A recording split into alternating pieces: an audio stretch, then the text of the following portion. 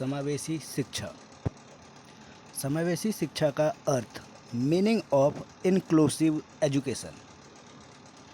पृथक्करण एवं सीमांतीकरण के विपरीत समावेशन शब्द का अपने आप में कुछ विशेष अर्थ नहीं होता है। समावेशन के चारों ओर जो वैचारिक, दार्शनिक, सामाजिक और शैक्षिक भाषा होता है वही समावेशन को परिभाषित करता है। यूनेस्को के शब्दों में समावेशी शिक्षा आयोजन के लिए अति संवेदनशील और सीमांत स्थिति सभी अधिगमकर्ताओं की शिक्षा के अवरोधों को हटाने से संबंधित है। यह एक प्रतिमानित उपागम है जिसे सभी बालकों की शिक्षा में सफलता के लिए निर्मित किया गया है। इसका सामान्य उद्देश्य है व्यक्ति के शिक्षा के अधिकार के सभी अपवर्जन को कम करना और निराकरण करना, कम से कम प्राथमिक शिक्षा से, और इस प्रकार सभी के लिए प्राथमिक गुणात्मक शिक्षा पर पहुंच, भागीदारी और सीखने में सफलता को संभव बनाना है।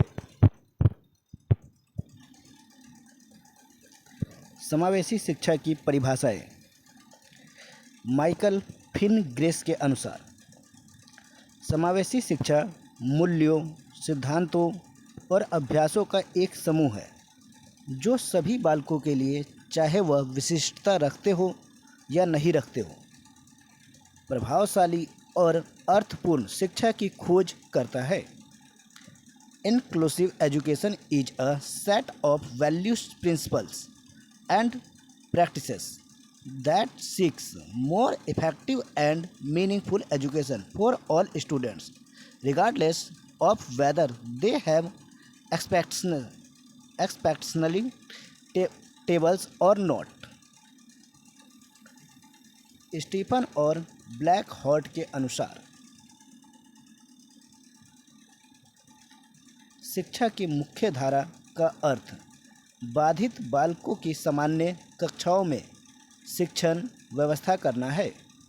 यह समान अवसर मनोवैज्ञानिक सोच पर आधारित है जो व्यक्ति योजना के आधार पर उपयुक्त सामाजिक मानकीकरण और अधिगम को बढ़ाता है या बढ़ावा देती है। समावेशी शिक्षा की प्रमुख विशेषताएं।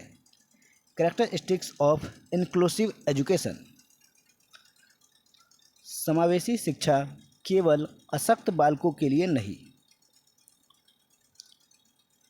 समावेशी शिक्षा से अभिप्राय केवल विशिष्ट बालकों के लिए विशिष्ट शिक्षा तक सीमित रहना नहीं है, बल्कि समावेशी शिक्षा का संबंध शिक्षण या शिक्षा ग्रहण करने योग्य सभी बालकों से संबंधित है। विशेषता नंबर 2, शिक्षा एक मौलिक अधिकार। शिक्षा के मौलिक अधिकार को सैद्धांतिक और व्यवहारिक रूप में अपनाना समावेशी शिक्षा की एक प्रमुख विशेषता है।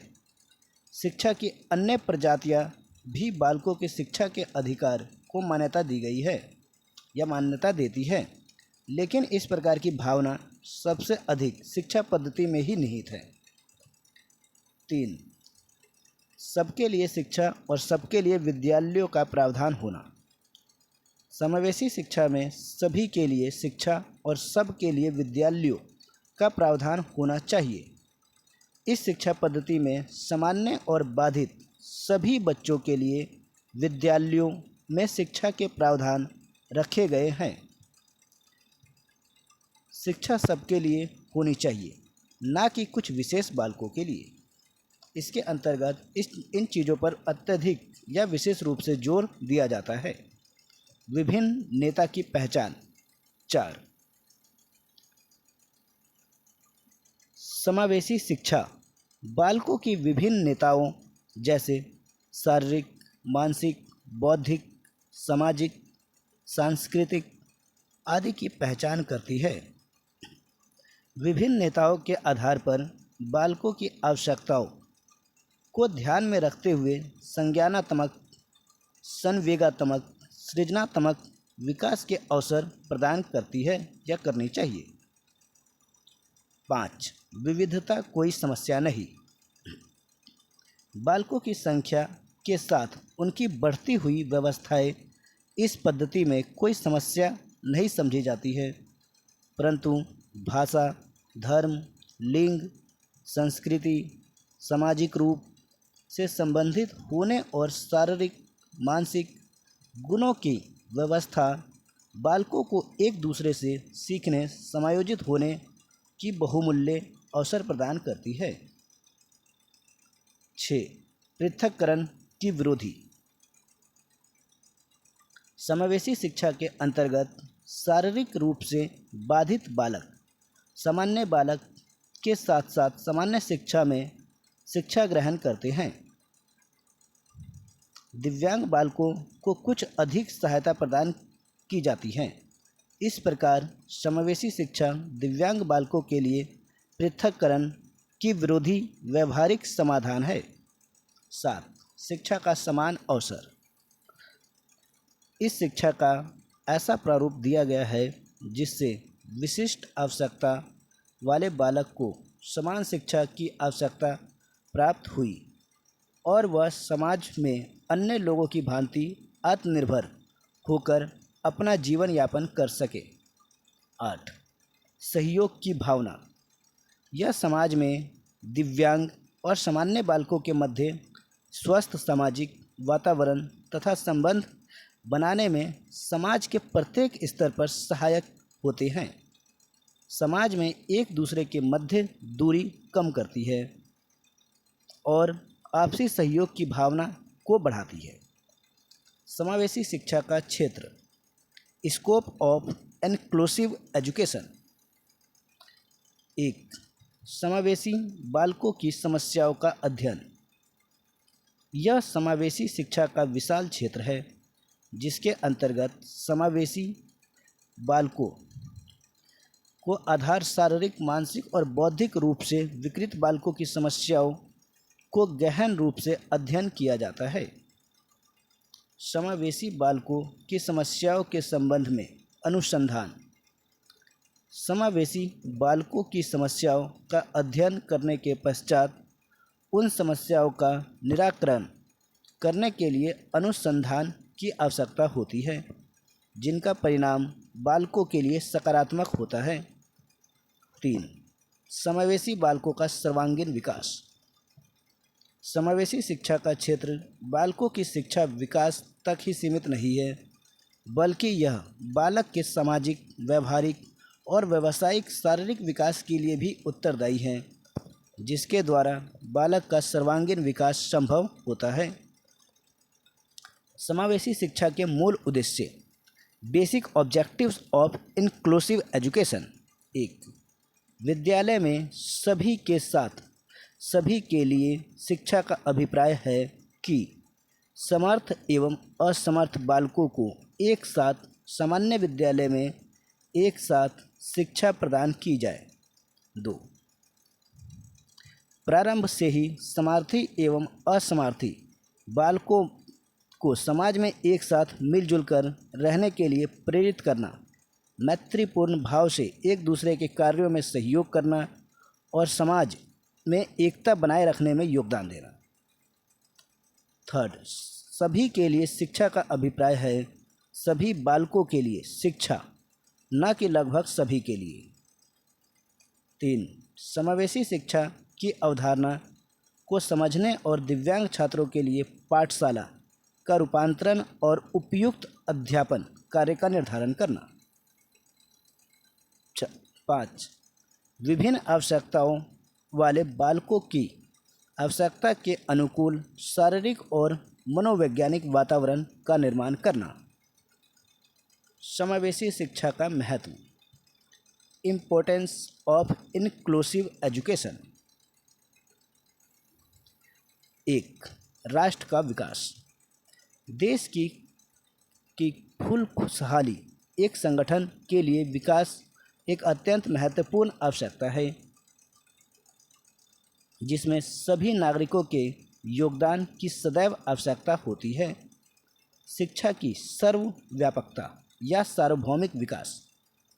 विशेष रूप से प्राथमिक शिक्षा को तभी सार्वभौमिक बनाया जा सकता है जो प्रत्येक बालक के गुणों, स्तरों, आवश्यकताओं को ध्यान में रखकर शिक्षा का विस्तार किया जाए। ऐसी शिक्षा मुख्य अवधारणा को ध्यान में रखते हुए शिक्षा, पाठ्यक्रम आदि को निर्धारित करने पर बल देती है। 3. शिक्षा का स्तर बढ़ाना। समावेशी शिक्षा न केवल सबके लिए शिक्षा है, बल्कि सबके लिए गुणवत्तापूर्ण शिक्षा की अवधारणा पर आधारित है। इस शिक्षा प्रणाली में सभी बच्चों के शारीरिक, मानसिक, संवेगात्मक एवं सामाजिक संस्कृति आवश्यक गांव की पूर्ति के मूलभूत सिद्धांतों पर पाठ्यक्रम और शिक्षण विधियों को लचीला बनाने पर विशेष बल दिया गया है, ताकि सभी बच्चों का सर्वांगीण विकास संभव हो सके।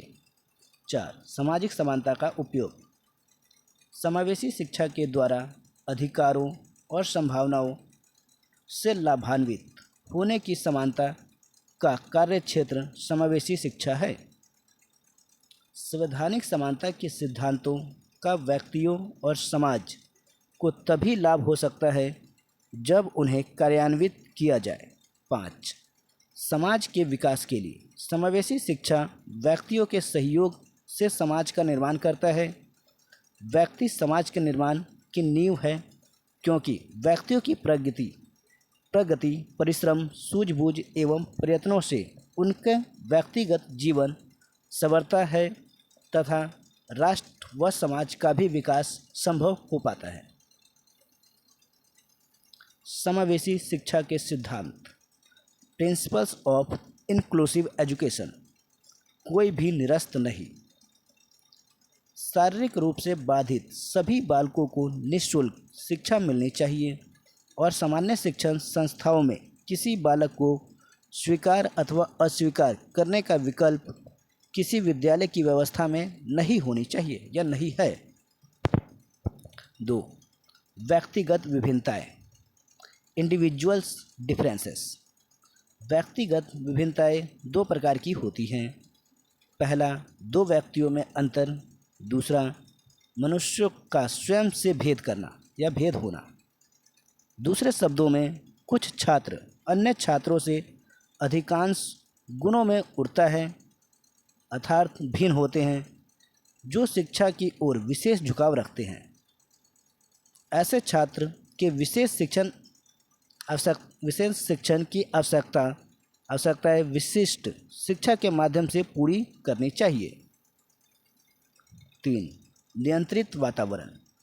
जहाँ तक संभव हो शारीरिक रूप से बाधित बालकों और सामान्य बालकों की शिक्षा एक ही कक्ष में साथ साथ होनी चाहिए। यह कक्षा सामान्य हो सकती है। सामान्य कक्षा के छात्रों को न्यूनतम विघ्न डालने वाला वातावरण प्रदान करता है। माता पिता का सहयोग। यदि शारीरिक रूप से बाधित बालकों के माता पिता भी शिक्षण कार्यक्रम में रुचि लेते हैं तो विशेष प्रशिक्षण कार्यक्रमों को अधिक प्रभावशाली बनाया जा सकता है। अविभेदी शिक्षा। ऐसे विद्यार्थियों की पहचान करनी चाहिए जो विशिष्ट शिक्षा की आवश्यकता का अनुभव करते हैं, जिससे उन्हें दी जाने वाली शिक्षा का उपयुक्त स्वरूप सुनिश्चित किया जा सके। प्रत्येक छात्र की व्यक्तिगत रूप से परीक्षा होनी चाहिए तथा उनके द्वारा अध्ययन या ग्रहण किए गए शिक्षा संबंधी ज्ञान का आकलन किया जाना चाहिए। समावेशी शिक्षा से संबंधित महत्वपूर्ण बहुविकल्पीय प्रश्न। अच्छी शिक्षा देने के लिए जरूरी है। प्रश्न संख्या 1। ऑप्शन ए, नवीन शिक्षण विधियाँ या पद्धतियाँ। ऑप्शन 2, समुचित कुर्सियों का होना। 3, ब्लैक बोर्ड आकर्षक होना। 4, विद्यालय में चपरासी का होना।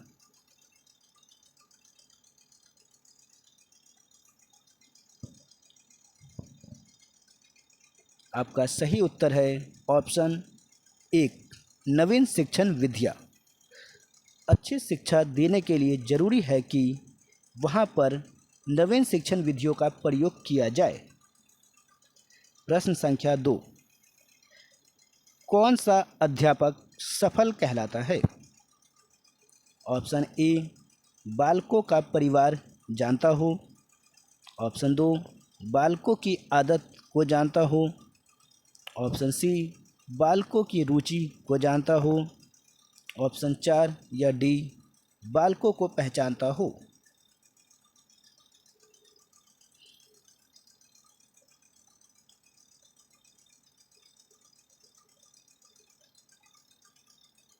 सही उत्तर है ऑप्शन सी, बालकों की रुचि जानता हो।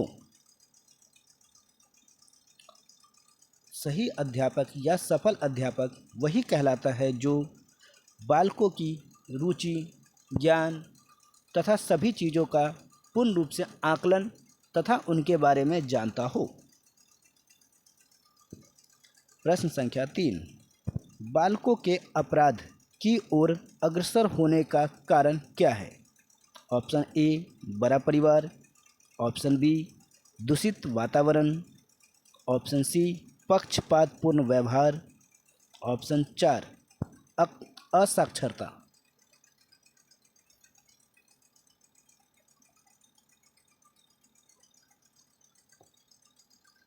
सही उत्तर है ऑप्शन बी या 2, दूषित वातावरण। बालकों के अपराध की ओर अग्रसर होने का प्रमुख कारण आज का दूषित वातावरण है, जिसके कारण बालक उचित व अनुचित में भेद नहीं कर पाता है। प्रश्न संख्या 4, बालकों में प्रमुखतया कौन से संवेग पाए जाते हैं? ऑप्शन ए, घृणा। ऑप्शन बी, क्रोध। ऑप्शन सी, प्रेम। ऑप्शन डी, उपयुक्त सभी।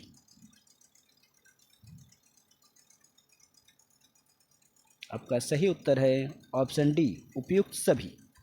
बालकों में प्रमुखतया घृणा, क्रोध, प्रेम इत्यादि ये सभी संवेग पाए जाते हैं, जिसके माध्यम से वे किसी भी निर्णय को शीघ्रता से लेना चाहते हैं। प्रश्न संख्या 5, कक्षा से पलायन करने वाले बालकों के प्रति शिक्षक का व्यवहार कैसा होना चाहिए? ऑप्शन ए, दमनात्मक। ऑप्शन 2, प्रशंसनात्मक। ऑप्शन सी, सहानुभूतिपूर्ण। Option D, निदानात्मक।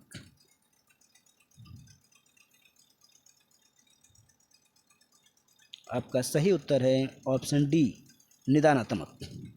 कक्षा से पलायन करने वाले बालकों के प्रति शिक्षक का व्यवहार निदानात्मक होना चाहिए, जिससे बालकों के पलायन करने की समस्याओं को समझकर उसे दूर करने का प्रयत्न किया जा सके। प्रश्न संख्या 6, स्कूल से पलायन करने वाले अध्यापक या अध्यापन की सर्वाधिक उपयोगी विधि कौन सी है? ऑप्शन 1, व्यक्तिवृत्त अध्ययन। ऑप्शन बी, सर्वेक्षण विधि। ऑप्शन सी, प्रयोगात्मक विधि। ऑप्शन डी, प्रयोगात्मक विधि या उपयुक्त सभी।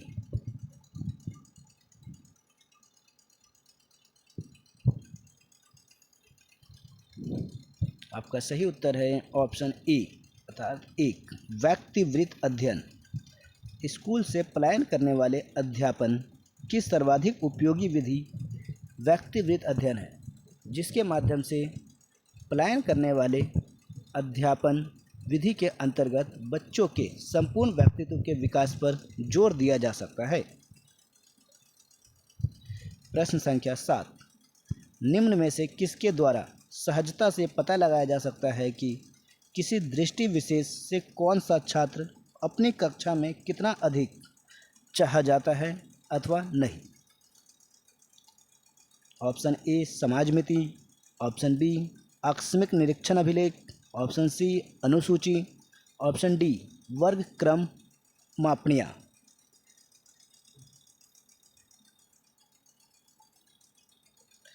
आपका सही उत्तर है ऑप्शन ए समाजमिति।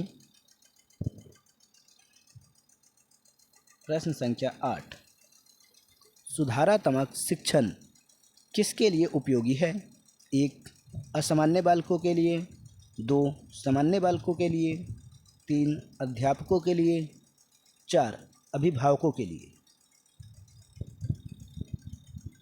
आपका सही उत्तर है ऑप्शन ए असामान्य बालकों के लिए। सुधारात्मक शिक्षण असामान्य बालकों के लिए उपयोगी है। विकलांग बालकों की सबसे महत्वपूर्ण समस्या क्या है? ऑप्शन 1 समायोजन, ऑप्शन 2 हीनता की, ऑप्शन 3 शारीरिक दोष की, ऑप्शन 4 क्रूरता की।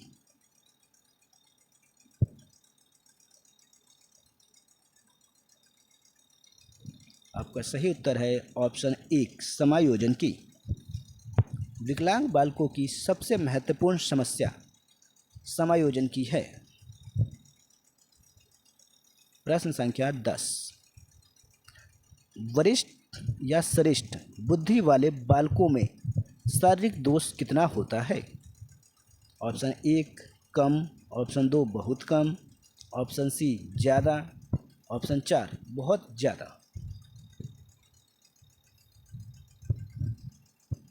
आपका सही उत्तर है ऑप्शन बी बहुत कम।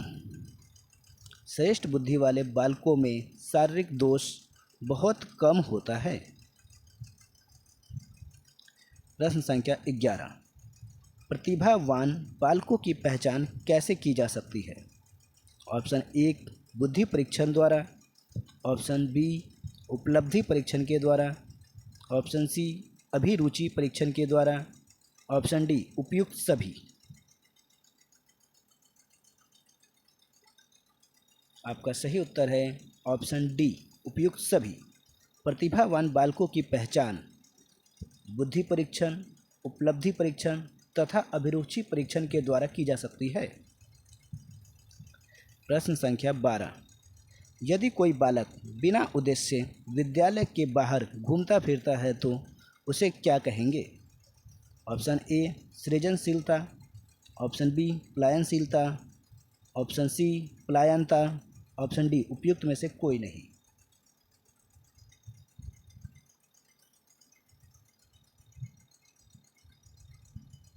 आपका सही उत्तर है ऑप्शन सी पलायनता। प्रश्न संख्या 13, एक बालक की बुद्धि लब्धि 85 है तो वह बालक कैसा होगा? ऑप्शन 1 पिछड़ा बालक, ऑप्शन बी तीव्र बुद्धि वाला बालक, ऑप्शन सी सामान्य बुद्धि वाला बालक, ऑप्शन डी मंद बुद्धि वाला बालक।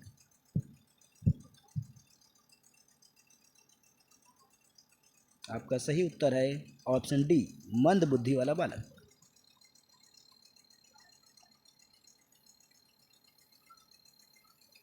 प्रश्न संख्या 14, प्रतिभावान बालकों की इंद्रियां कैसी होती है? ऑप्शन ए सामान्य, ऑप्शन बी अविकसित, ऑप्शन सी तीव्र, ऑप्शन डी उपयुक्त में से कोई नहीं।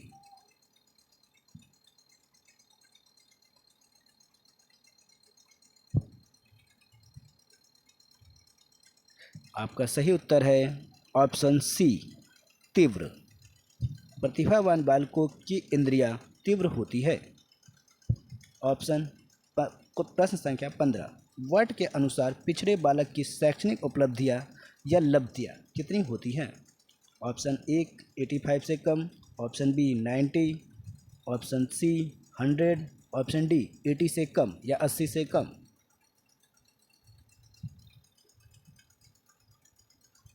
आपका सही उत्तर है ऑप्शन बी 90।